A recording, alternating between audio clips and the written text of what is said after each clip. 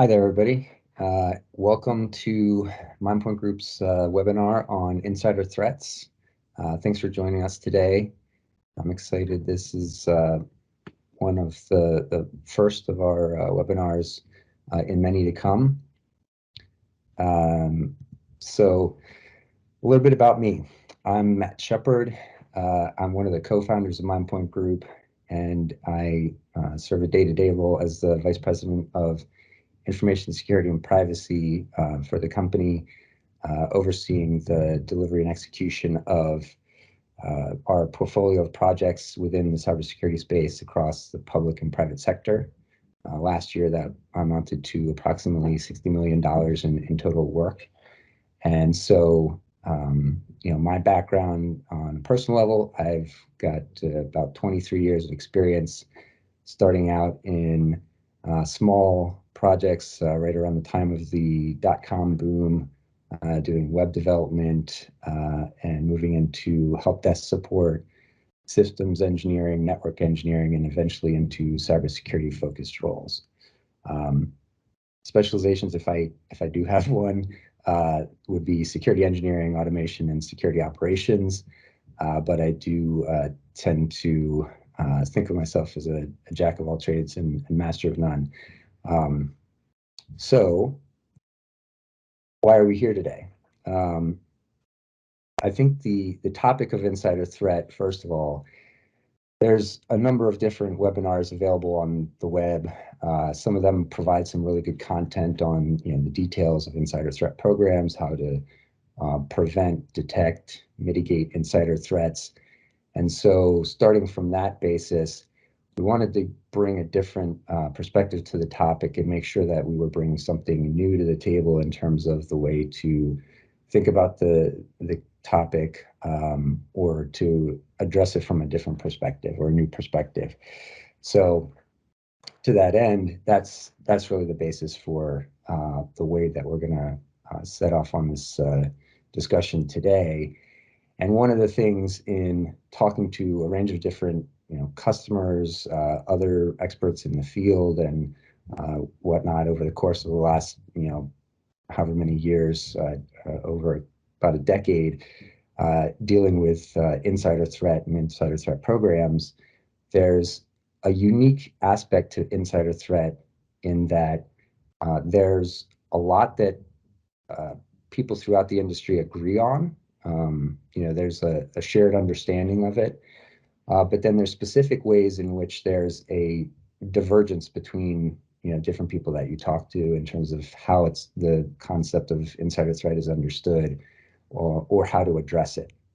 And so I think that there was once I started to dig into that unique aspect of the problem, that was really, I think, the best way to approach the conversation today. So with that in mind, we're going to take a look at what those differences are, what the similarities are in terms of understanding why they exist, and then how that hopefully can help some folks, particular in the commercial sector, outside of the federal government space, where there's, I think, more direct mandates and regulatory drivers for insider threat programs to help not only inform understanding, but maybe to even approach the concept of insider threat programs within your organizations and approach the conversations about the program in a way to build consensus and understanding within your organization.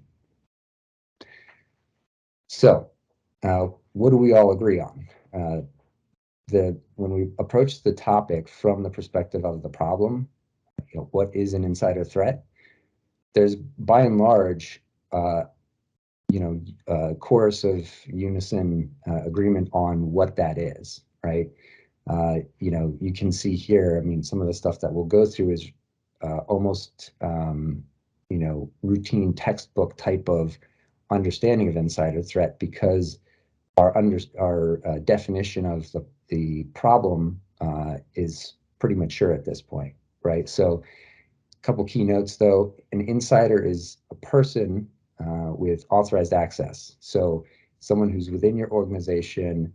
The authorized access could be talking or addressing access to other people, facilities, information, systems, and so on. And then that insider becomes an insider threat when there is the potential or the reality that they will do or have done harm to the organization. They may not do that intentionally, but they're typically, the type of harm that we're talking about is typically theft of data, could be money, they could be carrying out fraud, they're damaging facilities or disrupting operations through some sort of other mean, or, and I think this is a key point, they could be threatening or carrying out violence within the workplace. So some of these things, especially when we talk about the threat or reality of violence, there's not really a cyber element to it, but these are considered aspects of insider threats. So a little more detail. I did mention insider threats can be intentional or unintentional. And when we break these two different types of insider threats down, there's really kind of two subcategories within each. So for intentional insider threats, they are typically going to be individuals who are taking action to harm your organization based on one of two things: either because there's a perceived personal benefit to them, that could be, they're motivated financially or through reputation, something to that effect, or because they have a personal grievance. I think, here we would typically think of the stereotype of the disgruntled employee, but it's worth noting that, if we were to apply this concept to, for example, a charity organization, which is going to have employees, it's also going to have volunteers. Those people are going to have authorized access, so they are going to qualify as insiders.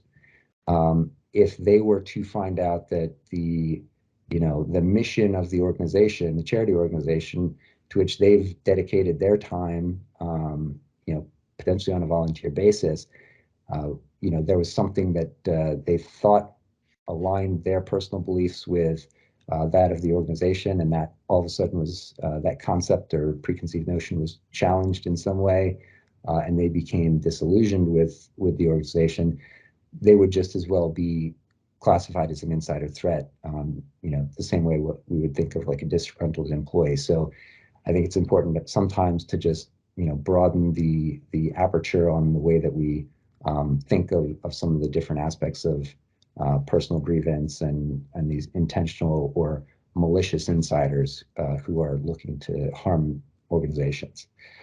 As far as unintentional insiders go, here again, we're talking about two primary types of unintentional insider threats.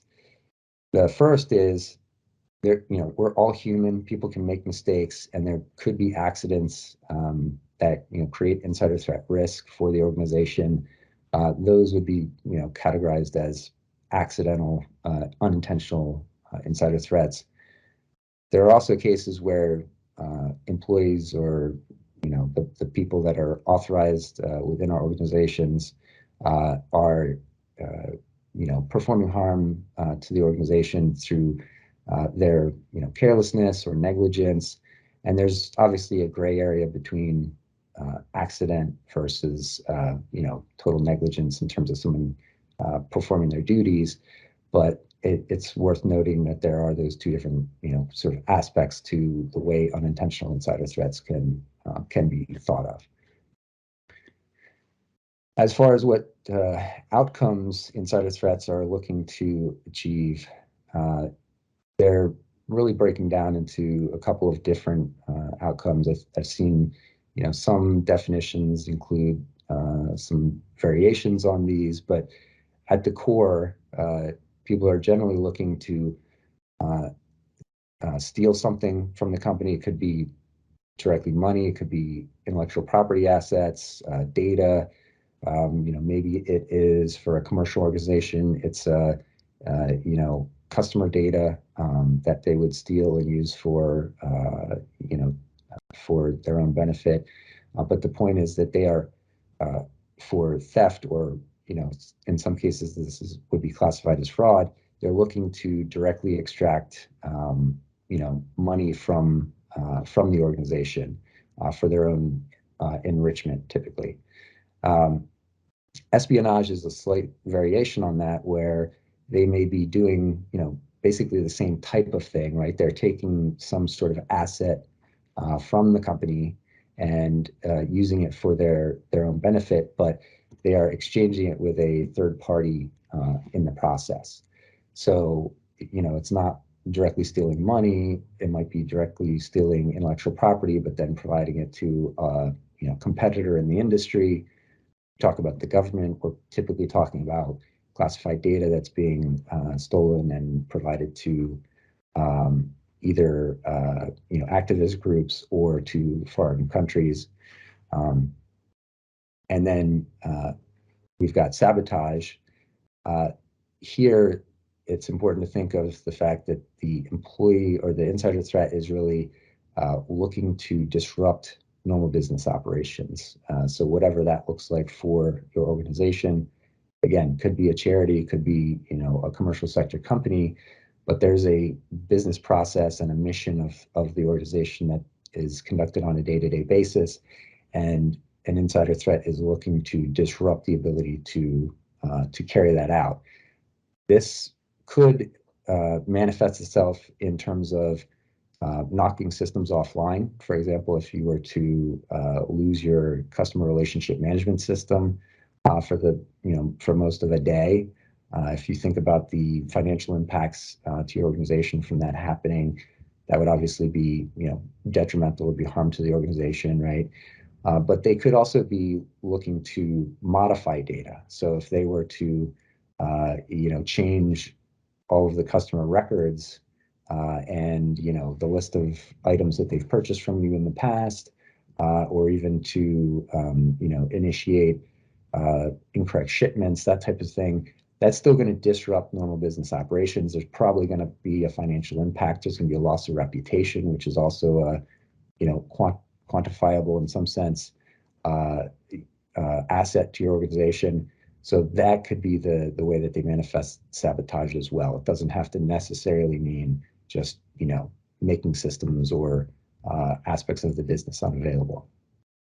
And then the last one, again, coming back to the concept of violence or the threat of violence within the workplace.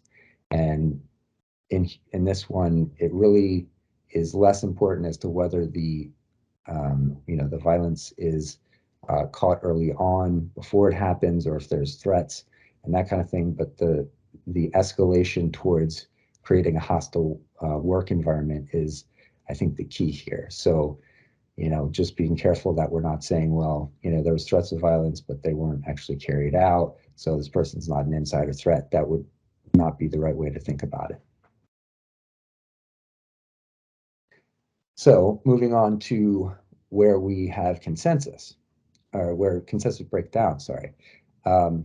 So when we approach the topic from what is the solution, like how do we prevent, detect, and mitigate insider threats, that's where we start to see this delta between various different people who are either in the security field, experts in insider threat, people who are aware of insider threat programs, but are not sort of the day-to-day SMEs on the topic. And so that's the part that I wanted to dig into a little bit more today, and then use that to help inform maybe a better conversation going forward.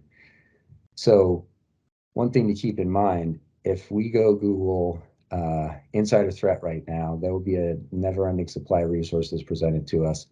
A lot of that is marketing content provided by technology vendors, typically in the security space.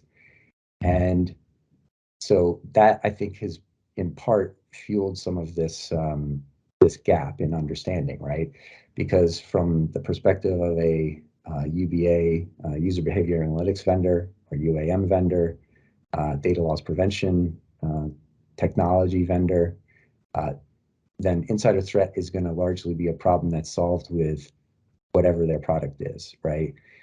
And that's a natural thing for them to market it that way. But given the fact that insider threat is a relatively young field comparative to other elements of security within the federal government. I mean, insider threat was really formalized about 10 years ago with the issuance of an executive order after the Snowden leaks. So, we are talking about a discipline within the field that is, fairly new, although, some elements of it have existed prior to that. But given that the young nature of this discipline and the fact that there's been this rush of security vendors to step in to say, hey, we can solve this problem for you, that probably has contributed to some of this delta and this gap. And so if you're the person tasked with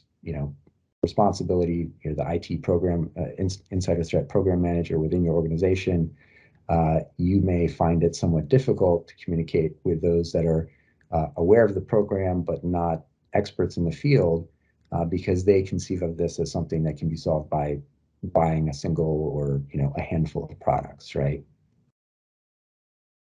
So to highlight the point, without naming names, this is a vendor website that was pretty typical that you might run across. They've got a page on insider threat.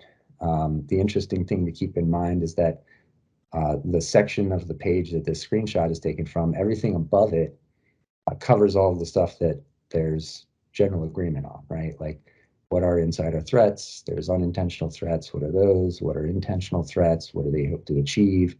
All of those sorts of things occur on this very page up above where you see this. So then when it gets to how do you stop them, that's when it becomes, well, we've got some products that we can sell to solve this problem, right? Which is not necessarily wrong, but it provides a very limited scope of viewpoint of what the actual solution is. And you can see here, even though they list that there's 6 key capabilities, the 3 on the left, so detecting insider threats, right? And really, you can tell by the wording there, they're talking about detecting risky user activity based on anomalous behavior. So that is basically pointing me towards user behavior analytics, user activity monitoring, those sorts of things. Investigating incidents. So, they've got something that's going to look and feel very similar to what your SOC is doing. And I think that there's probably some degree of targeting in this marketing to say that they want the solution that they're selling to tie directly into your SOC. Preventing incidents, even the way that they frame that out, the notifications and the blocking, there's probably, you could be talking about web content filtering and the acceptable use policies that are in place in your organization with regards to that. And you'd really be looking at the same types of things, right? We have things that are not allowed to be done by employees, sites that people can't go visit. We want to give them a notification of that if they do go to the wrong site, and we want to block them from getting access to it. And so these things that are all part of your existing information security program, part of what your SOC does on a day-to-day basis, these are all elements of what this vendor solution is, right? On the right side, they know that there's unique privacy concerns and compliance concerns with regards to insider threat, and so those notes are there to address that. And then, of course, they talk about how the solution needs to integrate with your existing SIEM. So where does that leave us? Well, unfortunately, insider threat is not like 3 more detections that your SOC needs to deploy or an additional tool that your SOC needs to deploy. It is fundamentally different. There is an integration with your existing SOC, but most of the vendor marketing content from the tech security tech space points you in that direction, right? So it makes it actually very hard for those of you that are in the field, you're responsible for insider threat, standing up an insider threat program to convince people that are not experts in the field that this is more than just putting a new tool in that the SOC is going to use. So to improve on that conversation and to help inform this understanding, we can take a look at what the federal government has done in the space. And like I said, this was really driven by an executive order issued, I believe, in 2011. And so there's been a lot of time, energy, and resources applied at the federal level to addressing this problem. Of course, with regards to the federal government, they're coming at it specifically from the perspective of protecting classified data. But even within the federal government, that's really started to broaden to, controlled unclassified information in terms of thinking through the same types of, same types of protections. But still, the executive order that initiated this and mandates the implementation of insider threat programs really ties directly to classified data. So you can see here, I mean, this is, I don't want to take credit for anything that I haven't done, but the graphic on the right side is from the National Insider Threat Task Force from their 2017 Insider Threat Guide. It really is included here just to provide that 30,000-foot view of what the federal government defines as an insider threat program. And I think a couple of key points here. Number one, the insider threat program manager is reporting up to senior leadership within the organization. That is by design, and it is an important part of the program. The other things to note, there's a range of different organizational roles, different tie-ins to different data types, and the way that some of the data is collected, synthesized, and used for the insider threat program that you can see here. But key points being a big part of insider threat is the training and awareness component. So it's not primarily a technology solution. It's not about primarily deploying UBA or some different analytics for a SIM. The people have to be involved, right? You can also see across the bottom there the types of data that are important to insider threat investigations: human resource data, physical access data, personnel security data, that type of thing. For commercial entities, the counterintelligence and law enforcement data may not apply, but it's again broader than just the types of security information that our organizational SOCs are typically dealing with on a day-to-day basis. So that's important to kind of provide that broader picture of an insider threat program, at least as the federal government has defined it. Another excellent source of unbiased information on insider threat is Carnegie Mellon. And to kind of further the point from the last slide, here on the right you can see a graphic from the most recent edition of their Common Sense Guide to Mitigating Insider Threats. The bubbles across the top, whether you can see the actual details there or not, the green ones across the top are generally technical data sources. These are things that your SOC probably is already collecting, monitoring, alerting on, that sort of thing. The blue bubbles across the bottom are data sources that are non-technical in nature. These are things that your SOC probably is not dealing with, and frankly, should not deal with. There's probably privacy concerns and other concerns that would arise if they were to deal with these.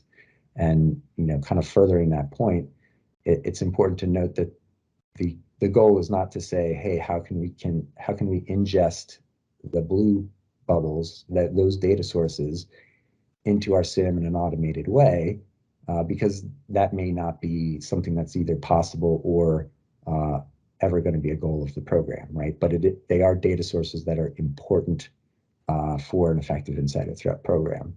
So some of those you can see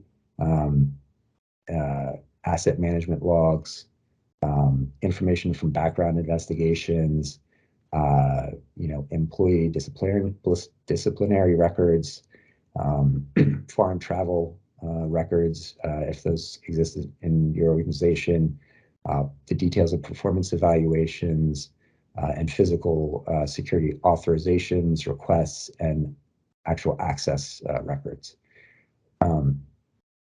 So all of those things being important data sources, we can start to see and start to hopefully inform a conversation around insider threat where this is not a problem that we all understand and some people believe can be solved by the silver bullet of new technology, right? This is a pretty comprehensive program that's going to involve really most of the core aspects of your organization. So here, just again, carrying that point forward a little bit more, a couple of key points about insider threats to keep in mind. Insider threats are, as we said at the beginning, they're trusted users, but they're trusted users who, like anyone, are subject to influence. There are things that can cause, stressors in their life that open them up to that influence, but that's really the fundamental underlying truth about who and what an insider threat is or who they are. The second point there, workplace behavior is typically occurring outside of what goes on within a system. And by that, I mean, even for us interacting over Teams, you're probably reading information based on, physical cues about my appearance, the way that I'm speaking, the modulation of my voice, those types of things. If we were physically in the office together, there might be things that would be witnessed there, but it would be all the sorts of things that happen through human interaction and often in the real world outside of an IT system. So when we look at the fact that there's that rich trove of behavioral data that's occurring outside of a system, we just need to be aware of that, because any solution that comes in with user behavior monitoring or analytics, but is only able to see that in-system data, is only going to give part of the picture about the behavior of users within your organization. So again, one step further, those potential insider threats are often going to begin to behave differently prior to taking any action to do harm to the organization. And so if we think about deploying a detection technology that will identify when someone is attempting to download crown jewels type of data from a system and then exfiltrate it to some external system, we're missing a large part of that intrusion timeline, if you will, where there are probably early warning and indicators information that's happening again in the real world, right? An employee might start talking about their work for the organization differently. It may start exhibiting signs that they've been subject to financial influence and they've become unexpectedly wealthy. There's reasons why if you work in certain environments, that those types of aspects of your personal life are tracked and monitors, because those can give a precursor indication of whether something is changed in terms of whether you've not only been possible to influence, but you've actually become influenced by some external party to do to carry out harmful acts. So just kind of keeping in mind that this is largely about people, and that also includes the people in your organization that are not insider threats, but can help to identify who where insider threats might arise or might exist. And then the last point, just there's things that happen within the workplace which could actually be identified as potential triggers for someone who, maybe was, not an insider threat, would not be considered an insider threat, but, was triggered to, have a personal grievance or to change their attitude toward their, work within the organization based on that environmental factor. So an example there would just be, someone who was at an organization that rolled out a new return to work policy that they didn't like. It didn't work for their life in that time in their life, and that would potentially, I'm not saying that in all cases, of course, would create that sort of problem, but there may be people that are open to that as a stressor, and that would then create an opportunity for them to be an insider threat. So those are things that we can identify. They're largely going to be, again, outside of the the cyber realm, so to speak, and things that we would know from that interaction with people that occurs within the workplace.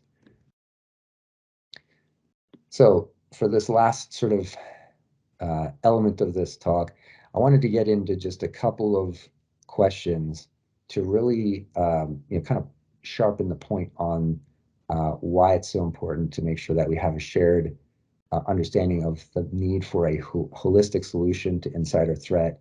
And hopefully, if you find yourself in this situation of justifying or explaining why there's this broader picture of what the insider threat program at your organization needs to be, hopefully to kind of use these as mechanisms to help further that conversation. So 3 questions here, right? How will people within our organization submit reports on suspected insider threats, right? That should be something that we anticipate. We want that to happen, because again, there's a lot that's happening between people where someone's, witnessing, behavior that might be concerning to them. The federal government in, both within, insider threat awareness, but, even more broadly regarding terrorism, there's the whole see something, say something campaign, right? Like that's the type of thing that we're talking about here in terms of why, training and awareness is so important. So, hopefully there will be a situation where, if something bad is anticipated to happen, someone believes that someone's an insider threat, they would need to have some mechanism by which to report that to somebody, right? Are we legally able to work on an insider threat case if one were to arise? I think that's probably not something that, might jump to the front of people's mind as they're beginning to explore implementing an insider threat program, but it's an important one to consider. And then have the protocols for engaging with law enforcement been adequately established? So just to get into some of these details, right? So in terms of reporting, like I said, there's a lot that goes into making sure that you establish this awareness and a culture of, all working together to protect the organizational mission from insider threats, right? And to build that trust and the self-awareness throughout the organization regarding what types of behaviors should be concerning to people. But once you've done that and you've established that, the goal is to then get people to provide reports. And there will necessarily have to be specific legal concerns taken into account there, which is why, like we said at the beginning, the importance of involving other elements of the organization within, with the insider threat program, such as HR and legal. This is why it's key, because there's probably going to be a need to ensure that the reporting is anonymized. There's obviously going to be reporting about specific individuals, so there's going to necessarily be privacy concerns that are involved. All of those things and the procedures that are followed have to be, vetted through legal channels within your organization. So, again, We're not simply putting a new technology on the network and that is the sum total of the insider threat program, right? In terms of then the legal basis for conducting an investigation. So typically, if you were to get a report that someone may be suspected of being an insider threat, maybe they've talked to some colleagues about personal difficulties in their life, maybe financial difficulties that they're going through, which would make them susceptible to financial influence. They've changed, workplace behavior, and those sorts of things. In any case, you get a report. The goal would then be to, carry out an investigation based on that report, right? Which usually means implementing some sort of enhanced targeted monitoring on that individual, or could involve that. It's also potentially going to mean reaching out to HR to get the most recent personnel records on that individual. Have there been other, behavior violations, policy violations, so on and so forth, that have occurred and are on that employee's record? When did they occur? Have they been recent and corresponding with this other behavior? Those sorts of things. Have they asked for access to things that they didn't need previously? There might be access request records that are recent, that would also give an indication that there's a heightened level of concern around this individual. So as far as the idea that our SOCs can handle this sort of thing, I think back to sort of the textbook sort of stuff you learn getting into security, and the specific details of what we need to do to be able to monitor users on organizational networks, right? There was a time where that was actually sort of, there was some legal, hurdles that need to be crossed, if you go back probably 2 decades or so, to be able to say, look, we need to warn the users. That's why we've got warning banners. We need to make sure that the monitoring is applied consistently. We're not singling out individuals. There's all of those sort of boxes that need to be checked from the way we do it perspective, to ensure that the monitoring is in compliance with laws and regulations, and that applies both to commercial and government sector, right? So now we're talking about monitoring people in a targeted way. So the approvals for the SOC to do monitoring in a consistent fashion across the board no longer apply, and it's important to just take something that seems that is that easy to overlook, and to make sure that we've got the proper approvals to do this type of monitoring. So usually that's going to need to, or it's going to mean that we need to have in place specific procedures and policies for the insider threat program, that legal will be able to feel comfortable that there's not privacy violations occurring, and that everything is in compliance with HR laws and regulations, right? The second thing there also, and sort of related, is you're necessarily going to be handling PII. I know going through privacy processes within the government, we talk about PII storage and that sort of thing. What it constitutes a system of records on individuals. And when we talk about a lot of the IT or the security systems that our SOC relies on, there may be, for example, a social security number that ends up in some record in one of those devices, but the device or the sensor is not specifically designed to provide a record on an individual that's searchable by that social security number. It could just be captured, if you're capturing, doing packet capture, pretty much everything's going to be in there. But that doesn't mean I've got, a system that's built to serve as a system of records on specific individuals, right? In this case, we actually are going to have, systems that are, designed to keep track of cases that are going to be on specific people. So again, the way in which insider threat cases are fundamentally different from from normal, security incidents that the SOC deals with is important to keep in mind. And then the last question here, when we're talking about this, how are we going to engage law enforcement? Because at the end of the day, if there's a spear phishing campaign, someone's trying to deliver malware to your organization and your SOC's dealing with it, their main goal is to prevent anything from landing, to do any cleanup that needs to happen. And if there are any sorts of intrusions, they're investigating that. But fundamentally, we go into that exercise knowing that it's going to be hard to trace a specific person that's involved with it. And if we do manage to do that, it may very well be in a different country and not subject to, the reach of law enforcement within the US.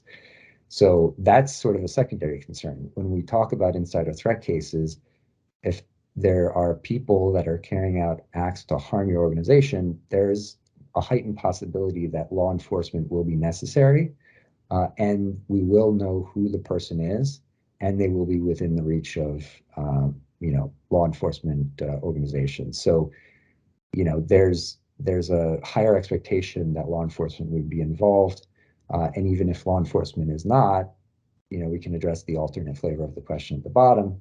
Have the protocols for engaging with HR been adequately established, right? Because presumably this person is planning, conducting some sort of activity to harm the organization that would rise to the level that, at the very least, would need to be documented from an HR perspective, if not, resulting in termination.